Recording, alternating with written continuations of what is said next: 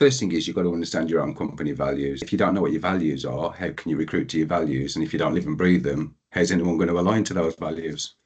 I think in reality, what I see more than anything else is a breakdown across the business of understanding the values and living and breathing them and understanding what they mean. So you can have a word such as communication, but what does that word actually mean as a definition to that organisation? Does it mean we all communicate professionally, or do we communicate in a caring format? So what is the definition behind that?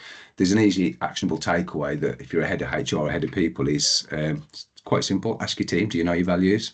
Do you know what they mean? And if there's a bit of a quiet, I'm not too sure, that's the first starting point. Is okay, let's let you know what the values are, let's let you know what they mean, let's let you know why they're important to us as an organisation, let's let you know why we came up with them, let's ask you if you agree with them, let's ask you if you align with them. So you're starting off with your existing workforce and just get them to be aware.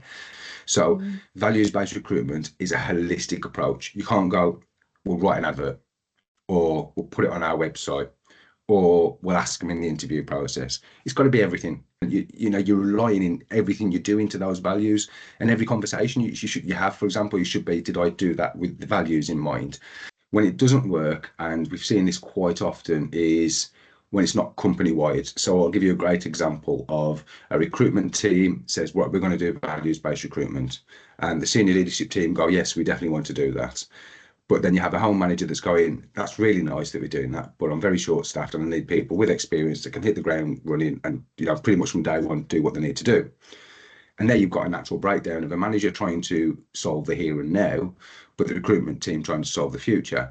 When the management team are the other way around and they understand, because they've been educated and trained potentially by the organisation as to the importance of value of the values-based approach, then we see great improvements, and we see people really getting engaged with the process, and we see great feedback of people going, I've offered people jobs that would never have had a job. I've got 10 new starters where I could only get 6 previously. We're getting better care outcomes. We're having better care feedback. More people turn up for interviews. We made more offers. We spoke to more of the right people. It goes on and it goes on and it goes on. But until you can get them to understand that initial change, the management team and the operation team could very quickly break a values-based approach, because quite often, like I said, they're trying to solve the here and now and that urgent requirement. And that's where recruiters can make those panic decisions of getting someone in a job quickly rather than going, did we put the right person in the right job for the future?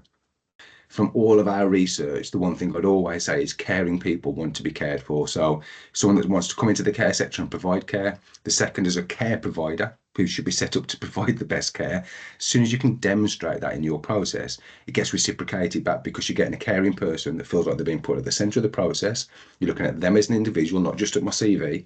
And I think, I feel cared for already before I've even turned up at this company to be able to provide care. And then they speak to the person on the phone who sounds really caring and interested in the individual.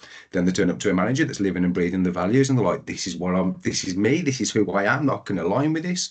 Such a different experience for everybody involved. And you can feel the excitement and the combination of emotions that come with a values-based approach.